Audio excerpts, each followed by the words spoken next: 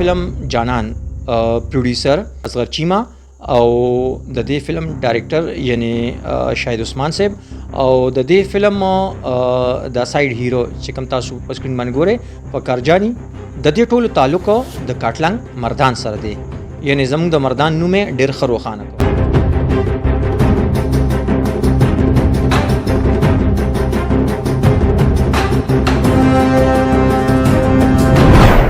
وقار جانی په هر پلیټ فارم باندې بار بار دا داوا کوي چې دا یو فیملی فلم دی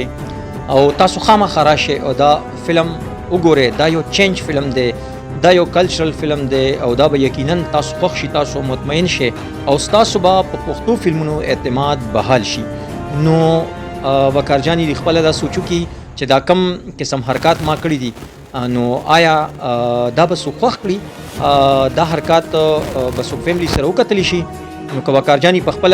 خپل فیملی سره کتلی شي نو یقینا بیا نور خلک هم ګوري. یقین سره وایم چې د کتونکو د فلم بینو چې کومه تنده ده نو دا ځل به ماتیږي. جانان چې خلک په انتظار دي او فلم په موږ خپل کار کړی نو ما درته په دغه وجه باندې وویل چې د فلم سبجیکټ د فلم موزیک ډېر څیزونه به تاسو ته فلم کې بدل راځي. 4 اکتوبر 100% دا ویلی شم چې کم کتونکي دې وخت ما ګوري نو یقینا به هغوی دې سره اتفاق نه کوي او د وقار جانی د دې سین نه به مطمئن نه او هیڅکله به هم دا فلم او یا دا سینونه یا په فلمونو کې داسې قسم ولګریټي، داسې قسم فحاشي او بهودي لباس او بهوده حرکتونه سپورټ نه کوي.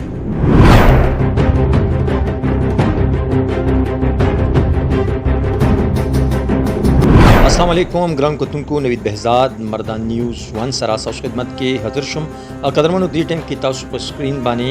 د قرار ټي وي یعنی وقار جانی دغه بهوده حرکات ګورئ. ګران کتونکو دا د فلم جانان آیټم سانګ دی او وقار جانی فرست ټایم په فلم کې ایز ا سایډ هیرو یو رول کړی دی، خو دا رول هرگز زموږ امید نه چې وقار جانی غونته سلجا ہوا منجا ہوا اینکر او یا اداکار داسې رول وکړي. نو زه ډېر زیات معذرت سره وایم چې وقار جانی کم تعلق چې د قرار ټي وي سره دی د هغې نه زموږ دا امید نه چې هغه به فلم کې راځي او بیا به داسې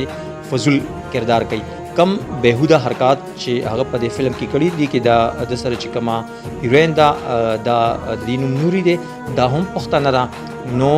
که موږ وګورو نو مخکې به داسې قسم حرکات پنجابي هیروین کولو خو فرست ټایم باندې موږ وینو چې یو پښتنه هیروین یو پښتنه یو پیغله داسې قسم حرکات په فلم کې کوي. د دې هم فرست ټایم دی او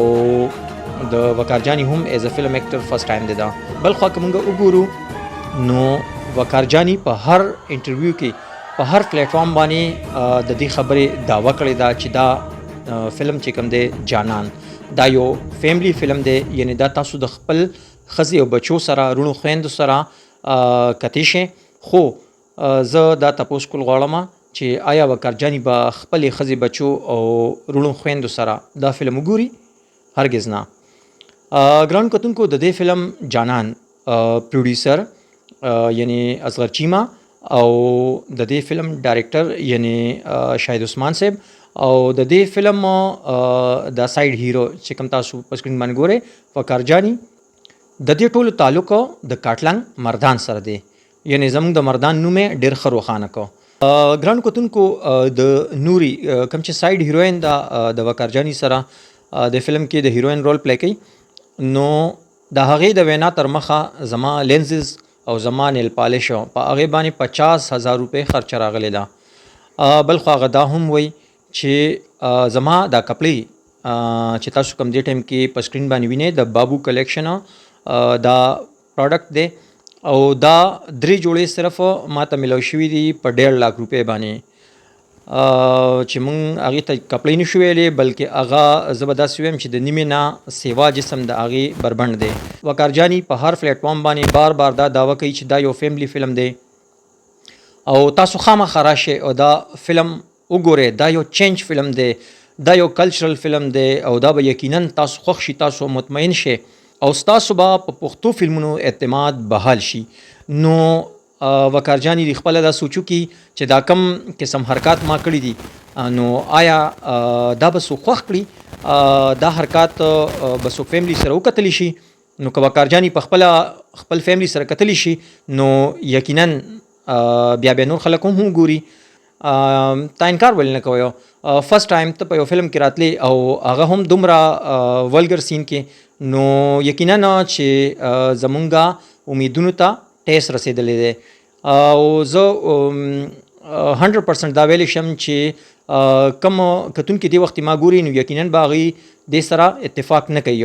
او د وقار جانی د دې سین نه به مطمئن نه او هیڅ کله به هم دا فلم او یا دا سین یا په فلمونو کې داسې قسم ولګریټي داسې قسم فحاشي او بهودي لباس او بهوده حرکتونه سپورټ نه کی. په دې اړه باندې به زمون کوشش دا وي چې د وقار جانی موقف واخلو او د هغه سره چې کومه په دې کې سایډ هیروین راغلی دا نوري نو د هغې موقف دا دی چې دا د فلم د دې ګانې ډیمانډ د څه دپاره چې ما د نیمې نه زیات ځان بربنډ کړی دی. نوري دا هم وایي چې که اوس ماته د دې نه پس د ډرامو کولو آفر کیږي نو ماله به بالکل مزه نه راکوي ځکه چې ما فرست ټایم باندې فلم وکړو او دومره مزې راکړه او دومره خوند یې وکړو چې اوس مشکله ده چې زه په ډرامه کې کار وکړم. نو بس اوس په خپله تاسو دې نه اندازه واخلئ چې یو پښتنه پیغله داسې خبرې کوي او دومره خوشحالیږي داسې قسمه ولګر سینونو ته نو ما ورته بل به ولس عزت ورکړي. وقار جانی به یقینا زما د دې ویډیو جواب راکړي. زموږ کوشش به دا وي چې د هغې موقف هم شیر کړو. ډېر زیاته مننه ګرانو کتونکو چېرته چې مې ښاد او آباد اوسېدل وی الله په امان.